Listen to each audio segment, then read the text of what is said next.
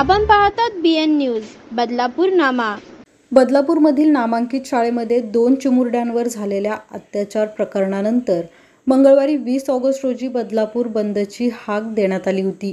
सकाळी शाळेसमोर शांततेत सुरू असलेल्या आंदोलनाला अचानक हिंसक वळण प्राप्त झालं। त्यानंतर संतप्त आंदोलकांनी शाळेतील वस्तूंची तोडफोड केली, तर दुसरीकडे रेल्वे स्थानकावर देखील नागरिकांनी ठिय्या आंदोलन करून तब्बल 8 तास रेल्वे सेवा बंद पाडली होती। त्यामुळे रेल्वे पोलीस आणि बदलापूर पोलिसांनी आंदोलनकर्त्यांवर लाठीचार्ज केला।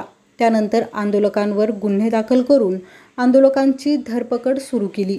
सध्या बदलापुरात पोलीस आंदोलकांना शोधून अटक करत असल्याने नागरिकांमध्ये भीतीचं वातावरण निर्माण झालं आहे। त्यामुळे बदलापूरकरांची व्यथा जाणून घेण्यासाठी महाराष्ट्र नवनिर्माण सेनेचे अध्यक्ष राज ठाकरे यांचा 26 ऑगस्ट रोजी दौरा नियोजित करण्यात आला होता। मात्र अचानक दौरा रद्द करण्यात आला। अचानक दौरा रद्द झाल्याने अनेक उलटसुलट चर्चांना उधाण आलं होतं। बदलापूरकरांची व्यथा जाणून घेण्यासाठी आज राज ठाकरे बदलापुरात आले होते। यावेळी त्यांनी आंदोलनाचे गुन्हे दाखल झालेल्या कुटुंबियांशी संवाद साधून त्यांच्या व्यथा जाणून घेतल्या।